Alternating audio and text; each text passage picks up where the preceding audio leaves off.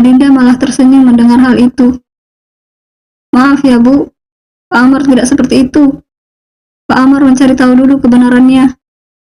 Saya masih tidak terbukti bersalah, dan Pak Amar janji akan mencari tahu semuanya. Jika saya salah, maka saya sendiri yang akan pergi dari sini. Tapi jika bukan saya, siap-siap saja dia yang akan ditendang dari kantor ini. Ya, dan dipikir Adinda tidak bisa melawan. Adinda memang selama ini selalu diam, tidak berkata apa-apa, dan sama sekali tidak mau mencari masalah dengan Leni. Bahkan saat Leni menyakiti Adinda, ia hanya diam, memilih untuk memaafkan agar tidak terjadi keributan. Namun sekarang, Adinda rasa Leni sudah keterlaluan, menuduh tanpa bukti, dan selalu menyalahkan dirinya. Padahal semua data yang Adinda buat itu atas perintah dari dia. Lantas, sekarang Leni hanya menyalahkan Adinda atas apa yang terjadi dan kerugian perusahaan ini. Adinda tidak bisa tinggal diam. Dia tidak mau hanya selalu diam dan disalahkan seperti ini. Adinda harus melakukan sesuatu agar bisa membersihkan namanya. Sedangkan Adinda tahu sendiri kalau Leni suka menyebarkan gosip yang tidak baik tentang Adinda. Bahkan semua pegawai yang ada di sini selalu memandang rendah Adinda. Kamu jangan mengelak, Adinda. Semua bukti sudah jelas menjurus ke kamu. Dan kamu yang terbukti salah. Mau bicara apa lagi? Kamu jangan coba-coba membohongi saya. Pak Amar pasti sudah mengusir kamu dari kantor ini, kan? Leni menatap tajam ke arah Adinda. Namun Adinda memutuskan untuk tidak takut dengan apapun. Ia harus melawan karena ia tidak salah. Maaf ya Bu Leni, saya sama sekali tidak mengelak dan sama sekali tidak berusaha untuk membela diri. Saya bicara apa adanya, dan memang seperti ini kenyataannya. Saya masih tidak terbukti bersalah, Bu Leni. Makanya itu, saya masih ada di kantor ini. Mana mungkin? Leni lagi-lagi tidak percaya. Kamu pasti sudah dipecat. Saya tahu Pak Amar. Dia akan tegas menghadapi seorang pegawai yang curang seperti kamu. Sayangnya Pak Amar tidak seperti itu, Bu. Pak Amar tidak bodoh dan asal mengambil keputusan. Pak Amar itu seorang yang cerdas dan mengambil keputusan sesuai bukti yang ia dapat. Pak Amar tidak memecat saya karena Pak Amar belum menemukan bukti apa-apa. Saya yakin Pak Amar akan bijak dan akan mencari tahu semuanya. Tidak asal tuduh, seperti yang dikatakan Bu Leni. Kamu? Leni terlihat sangat marah. Bahkan wajahnya tampak memerah. Kamu kasih makan apa Pak Amar? Sehingga dia sepertinya sangat peduli dengan kamu. Apa jangan-jangan jadi simpanannya? Pak Amar itu selalu berpihak ke kamu dan selalu membela kamu. Saya jadi makin curiga ke kamu. Kamu itu bukan perempuan baik-baik. Adinda menghembuskan napas mendengar hal itu. Ingin sekali ia mengatakan kalau Amar itu adalah suaminya. Namun, langsung ia urungkan, karena Adinda pun tidak akan lama lagi berada di kantor ini. Jawab saya, Adinda. Apa benar kamu simpanannya Pak Amar? Namun, Adinda malah tersenyum. Ia sudah bertekad untuk tidak akan kalah. Ia akan melawan selagi ia tidak salah. Saya tidak perlu menjawab apa yang tidak perlu saya jawab. Bu Leni ini kenapa ya? Kita lagi membahas masalah pekerjaan loh, tapi malah merambat ke kemana-mana. Kamu berani dengan saya? Leni semakin terlihat marah. Bu Leni atasan saya, dan saya hormat dengan Bu Leni. Tapi kalau sudah masalah di luar pekerjaan, saya tidak akan menjawabnya. Karena itu bukan urusannya Bu Leni. kamu benar-benar punya hubungan dengan Pak Amar. Kalau tidak, mana mungkin berani dengan saya. Saya tidak berani dengan Bu Leni. Saya hanya mengatakan apa yang seharusnya saya katakan. Sekarang saya yang tanya dengan Bu Leni. Kenapa Bu Leni mencari masalah dengan saya? Selalu saya yang disalahkan. Padahal saya tidak melakukan apa-apa. Tentang Pak Amar, kenapa Bu Leni bertanya seperti itu? Apakah Bu Leni cemburu melihat Pak Amar yang selalu membela saya? Mana ada seperti itu. Saya hanya mengatakan dengan kamu, kalau kamu itu salah. Pak Amar harus memecat kamu. Baik kalau begitu. Kalau memang saya salah, saya tidak masalah kalau dipecat. Bahkan sebelum masa magang saya berakhir. Kita tunggu saja keputusan dari Pak Amar. Saya sama sekali tidak takut, Bu Leni. Adinda sebenarnya lelah kalau berhadapan dengan Leni. Sebenarnya ingin diam dan tidak mau terjadi masalah. Lagian Amar juga percaya dengan dirinya dan sama sekali tidak mempermasalahkan apapun. Amar bahkan berjanji akan mencari tahu semuanya dan meminta Adinda untuk menyelidikinya. Lagi-lagi Adinda ingin diam, tapi Leni sudah keterlaluan. Kalau tidak dilawan, ia akan semakin menjadi-jadi dan menyalahkan Adinda terus-menerus. Lihat saja nanti Adinda, kamu akan pergi dari kantor ini. Lagi-lagi Leni menatap tajam ke arah Adinda. Namun, bukannya membalas, Adinda malah tersenyum. Saya memang akan pergi dari kantor ini, Bu. Kan masa magang saya akan berakhir. Tapi tentunya kalau masa magang saya berakhir, saya ingin meninggalkan kesan yang baik untuk kantor ini. Mungkin salah satunya ikut membantu membingkai seorang pegawai yang curang. Siapa tahu saya dapat apresiasi untuk semua itu. Kamu makin berani ya dengan saya? Ah? Suara Leni malah meninggi. Bu Leni, suaranya dikecilkan dikit. Di sini kantor, bukan hutan. Saya juga mau kembali melanjutkan kerja. Nanti malah tidak selesai dan kena marah Bu Leni lagi. Adinda menarik napas, lalu menghembuskannya. Oke, seperti ini saja Bu Leni. Jika memang saya terbukti bersalah, saya akan terima segala konsekuensinya. Tapi jika saya tidak terbukti bersalah, saya harap Bu Leni tidak mengganggu saya lagi. Saya hanya ingin menyelesaikan magang ini dengan tenang, tanpa ada masalah dengan siapapun. Lagian, sebentar lagi Bu Leni tidak akan melihat saya lagi, dan tidak perlu mengatakan hal jelek tentang saya. Saya tidak ada apa-apanya dibandingkan Bu Leni yang seorang manajer itu. Saya hanya anak magang biasa. Lihat saja nanti, saya akan membuat perhitungan dengan kamu. Saya akan membuat kamu diusir dari kantor ini. Iya, terserah Bu Leni saja. Saya mau lanjut kerja. Leni bahkan langsung pergi dengan perasaan marah karena Adinda masih ada di kantor ini dan tidak seperti apa yang ia pikirkan. Setelah Leni pergi, Maya yang sedari tadi ada di sampingnya Adinda dan mendengarkan semuanya. Dia hanya bisa bertepuk tangan melihat keberanian Adinda melawan atasannya. Bukannya Adinda tidak sopan ya, namun atasan seperti Leni memang harus dilawan agar tidak seenaknya memperlakukan dan menyalahkan orang lain. Hebat, aku bangga sama kamu, Din. Kamu bisa melawan Bu Leni yang kejam itu. Lagi-lagi, Maya bertepuk tangan, merasa takjub dengan sahabatnya ini. Bahkan Maya merasakan seperti melihat sosok Adinda yang lain. Setelah hamil, cara bicaranya jadi mantap, Jadi ikut-ikutan Pak Amar kalau seperti ini. Salut aku sama kamu, Dinda.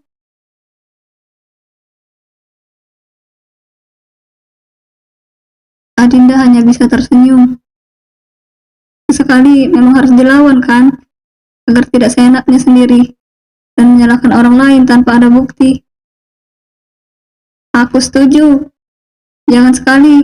Seringkali juga nggak apa-apa kali. Orang seperti itu memang harus dilawan. Dan jangan dikasih ampun. Sayang, nanti pulang sama Mas ya. Satu pesan masuk di ponsel Adinda. Dan hal itu membuatnya tersenyum. Pesan dari siapa lagi kalau bukan dari suami tercintanya. Laki-laki yang selalu membuatnya bahagia. Dan laki-laki yang akan menjadi ayah dari anak-anaknya. Loh, kenapa Mas? Biasanya jaga pulang sendiri-sendiri. Satu balasan dikirimkan Adinda ke suami. Bukannya Adinda tidak suka dan tidak bahagia saat diajak pulang oleh sang suami. Namun masalahnya, mereka sekarang tengah berada di kantor. Di sini tidak ada yang tahu kalau Adinda merupakan istri dari Amar.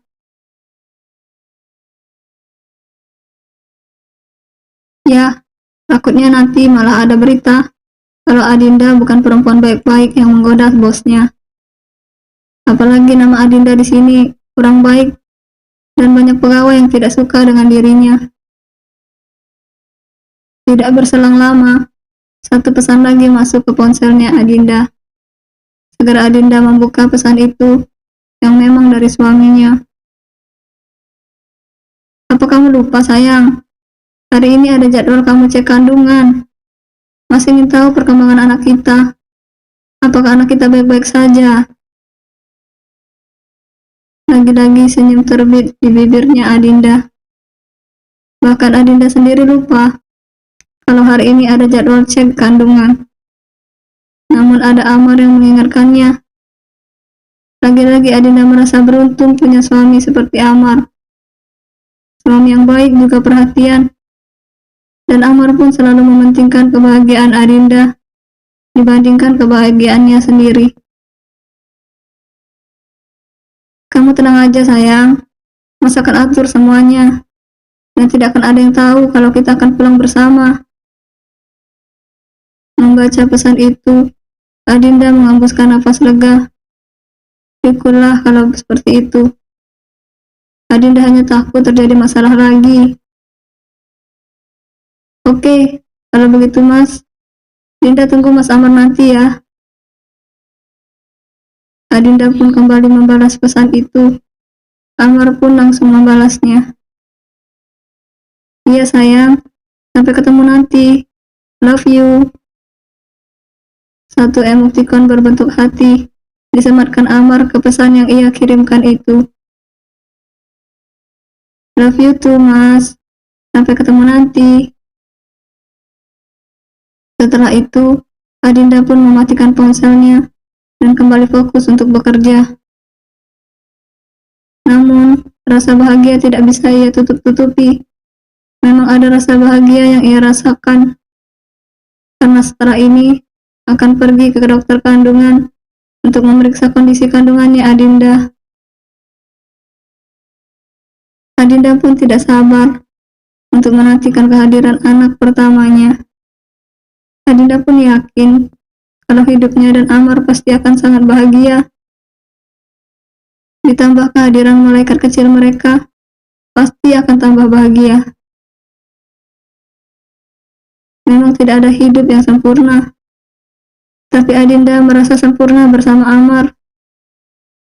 Amar yang menyempurnakannya dan akan selalu membuatnya bahagia. Senyum-senyum saja. Lagi chat sama siapa sih? Tanya Maya, dan langsung membuat Adinda menoleh. Adinda bahkan kembali tersenyum. Senyumannya semakin mengembang. Chat dari suami lah, dari siapa lagi? Jawabnya. Oh begitu. Apa kata Pak Amar? Tanya Maya lagi. Mas Amar meminta aku untuk pulang bareng sama dia.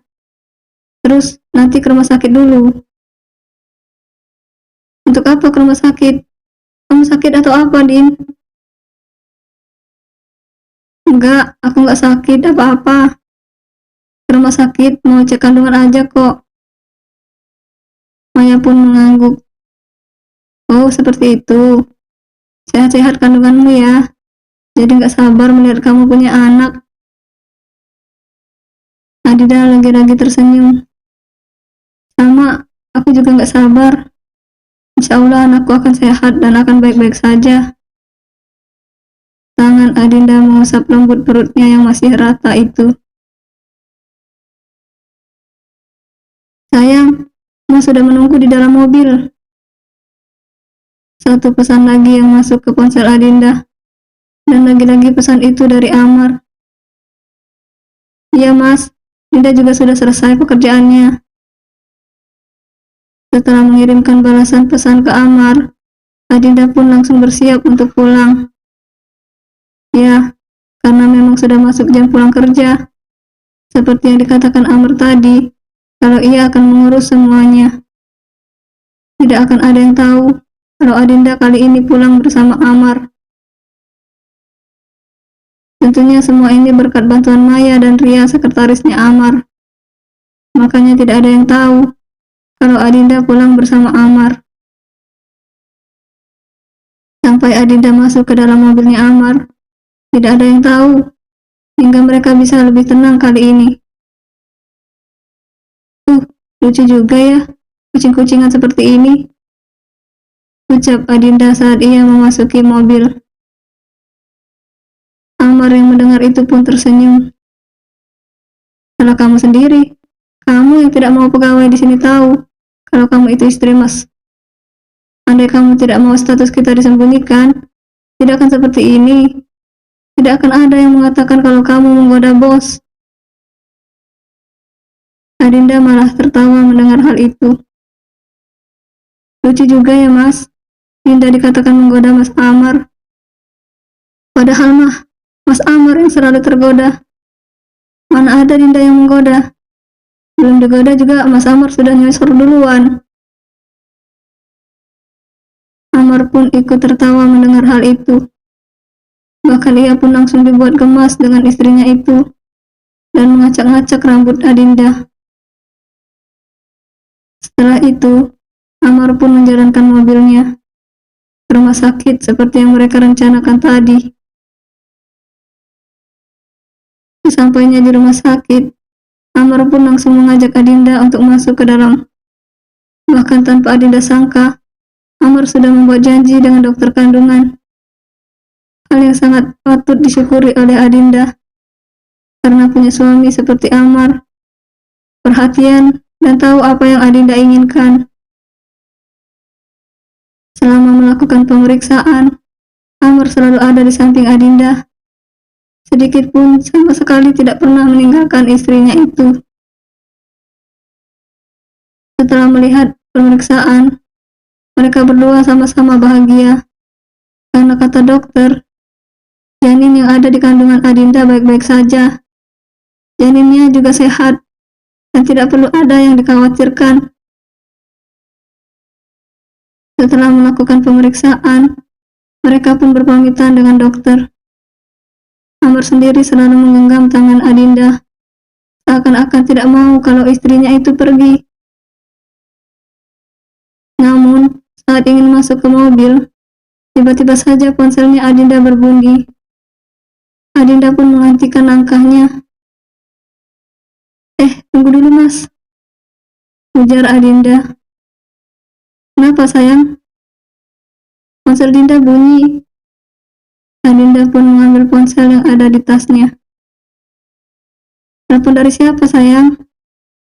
Tanya Amar saat melihat ponsel Adinda sudah ada di tangannya. Dari Riko Mas, jawab Adinda. Memang kenyataannya seperti itu.